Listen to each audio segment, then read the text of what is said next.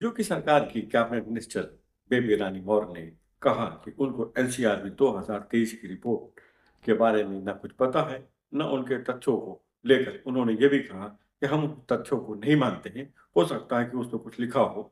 उन्होंने ये भी कहा कि अगर मुख्यमंत्री बेटियों को छेड़ने वाले को जब लोग पहुंचाते हैं तो वो एक अच्छी बात है, क्योंकि इस तरह के अपराधों के लिए यही एक सजा ठीक है, क्योंकि इससे आने वाले लोगों पर या होने वाले अपराधों पर बहुत ज्यादा नियंत्रण भी होगा।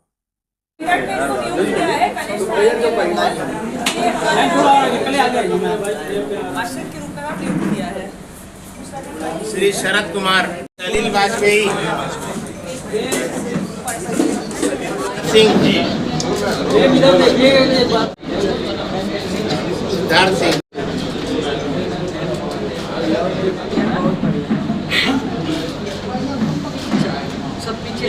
इससे पहले भी लगभग हम 100 लोगों को नियुक्ति पत्र दे चुके हैं।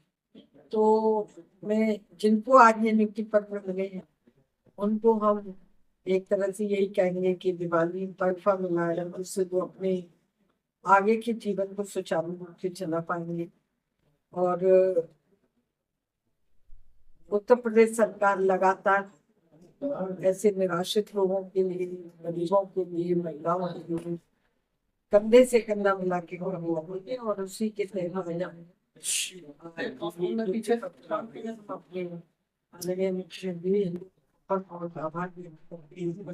कि वो ऐसे कार्य करके समाज में ये संदेश देना चाहते हैं कि ये भारतीय जनता पार्टी की उत्तर प्रदेश की सरकार है, सबके साथ है, सबके विकास के लिए है, सबके विश्वास के लिए।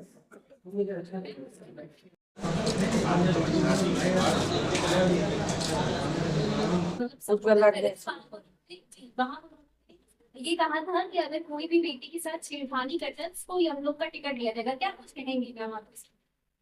नहीं, ये सीएम साहब की वो है, लेकिन उसको सजा तो मिलनी ही चाहिए। और उन्होंने कहा है तो ठीक ही कहा है कि अगर हम इन सब चीजों पे रोक नहीं लगाएंगे तो ये अपराध बढ़ते ही चले जाएंगे। अगर सही बात है, किसी भी बेटी की, किसी की भी बेटी हो, किसी की भी बहन हो, अगर उसके साथ दुराचार होता है, कुछ भी होता है, बलात्कार होता है, तो ऐसे को तो हम लोग भेजने चाहिए, मैम जिससे कोई आगे नहीं करता। मैम एनसीआरबी 2023 की रिपोर्ट के मुताबिक सबसे ज्यादा महिलाओं के साथ उत्पीड़न लखनऊ में नंबर 1 पे है, कानपुर नंबर 2 है और गाजियाबाद नंबर 3 है। इसके बारे में आप क्या? मुझे तो नहीं लगता, ये पता नहीं कौन सी ये रिपोर्ट। भारत सरकार की रिपोर्ट मेरी नहीं है, भारत सरकार की गृह मंत्रालय की रिपोर्ट है। महिला अपराधों में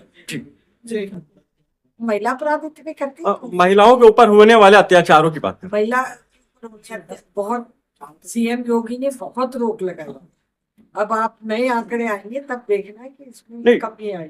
तो इसी के साथ साथ उत्तर प्रदेश जो है शेड्यूल कास्ट के ऊपर भी सबसे ज्यादा, देश भर में सबसे ज्यादा उत्पीड़न के मामले भी उनके ऊपर हैं। ये भी एनसीआरबी की रिपोर्ट करी, मैं नहीं कह रहा हूँ।